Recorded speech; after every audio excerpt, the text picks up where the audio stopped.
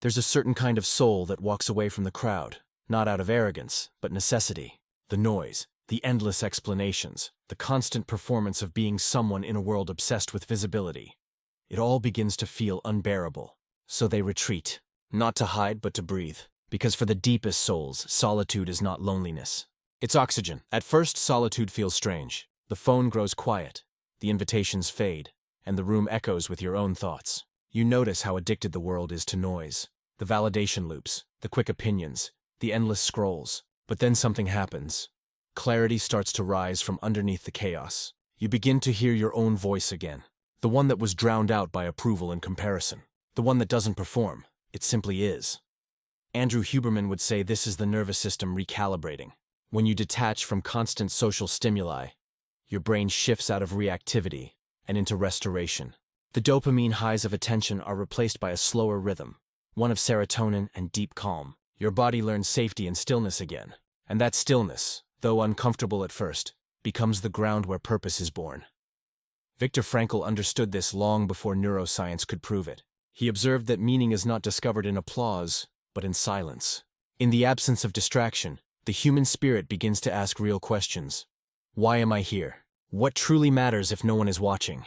These questions are terrifying, because they strip away every illusion of identity we've borrowed from others. But they are the only questions that lead to freedom. The deepest souls crave solitude because it's the only space large enough for their inner world to unfold. Attention shrinks life into performance. Solitude expands it into truth. The moment you stop needing to be seen, you begin to see yourself. You start to realize that peace was never out there. It was buried beneath all the roles you were trying to play. Napoleon Hill wrote about this in his own way. He called it the quiet hour, the time of day when creative minds withdraw from the world to commune with their definite purpose. Hill understood that every great idea, every vision that reshaped history, was born not in noise but in stillness. Edison, Lincoln, Da Vinci, they all retreated from attention to listen to something deeper, because true creation requires space, and space demands solitude. Neville Goddard would take this further. He'd say solitude is not empty, it's full of creation. In your quiet moments, you enter the workshop of imagination, where unseen realities begin to take form.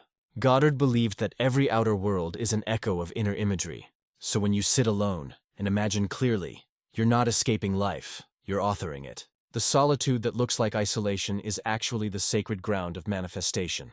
But the modern world fears solitude. It confuses it with failure. We equate attention with worth, likes with love, visibility with value. And so, people fill every silence with noise, music, messages, movement, terrified of meeting their own reflection.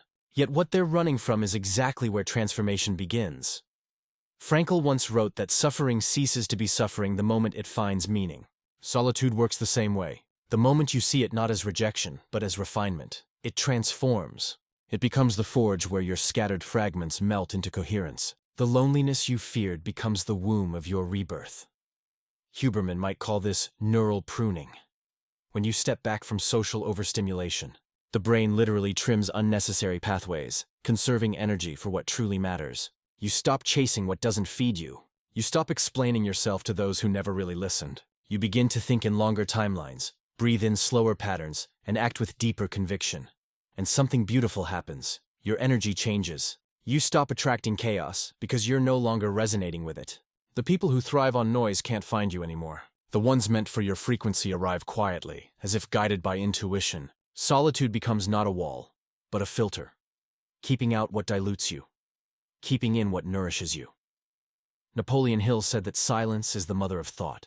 In quiet hours, the subconscious mind becomes fertile, receptive. Ideas surface, insights align. You begin to plan your life instead of reacting to it. You start moving with precision instead of impulse. And when you do step back into the world, you move differently. Your presence carries weight.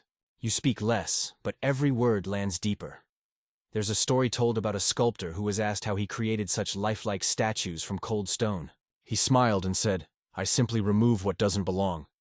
That's what solitude does. It chisels away the noise, the false identities, the borrowed dreams. It strips you down to essence. Attention adds layers of performance. Solitude removes them until only truth remains.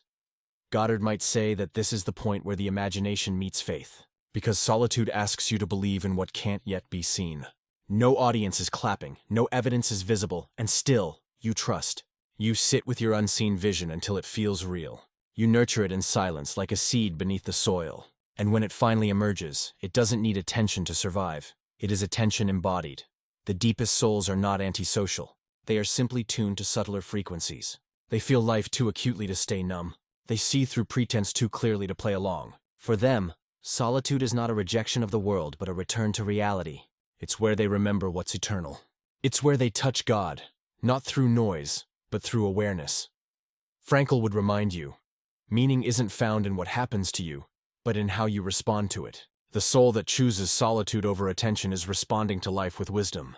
It's saying, I will not trade depth for display. I will not lose myself in the applause of the crowd. Because attention, no matter how bright, fades. But solitude, that quiet dialogue with the eternal, renews forever. In solitude, you start to see that your worth was never a negotiation. You stop measuring it by engagement or recognition. You feel the relief of not performing. You begin to enjoy your own company, the softness of breathing without an audience, the quiet joy of creating without broadcasting. You taste freedom in its purest form, the freedom to exist without proving anything. And this is when expansion truly begins. The mind that once chased attention now chases understanding. The energy once spent on explanation turns into creation.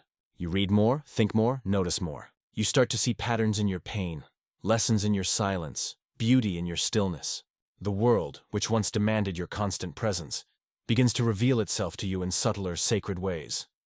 Hill would say you're now in harmony with your definite purpose. You've stopped scattering your will across distractions. Your focus sharpens. Your intuition strengthens. The ideas that once eluded you now find you easily because your mind is finally quiet enough to hear them. Solitude, it turns out, is not isolation. It's alignment. And so, you begin to crave it. Not as an escape, but as a homecoming. You no longer fear being unseen, because you realize that the unseen world is where everything begins. The roots are invisible before the tree appears. The thoughts are invisible before the action manifests. The prayers are invisible before the miracle unfolds. Everything real starts in silence. So the next time someone asks why you're quieter these days, why you no longer share every detail of your journey, smile. Tell them nothing. Because what's happening inside you can't be explained. It's being born. You're not lonely. You're in labor with a new version of yourself. Frankl would call that meaning. Hill would call it vision. Goddard would call it creation. Huberman would call it transformation of the nervous system. But you don't need to name it. You just need to live it. Solitude isn't the absence of love. It's the space where real love can find you. It's where your spirit stops shouting and starts listening. Where you remember that you don't need to be seen to exist fully.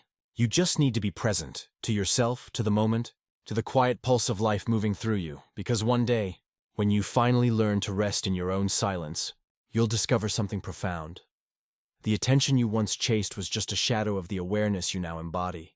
You don't need to crave eyes on you anymore. You've become the light itself.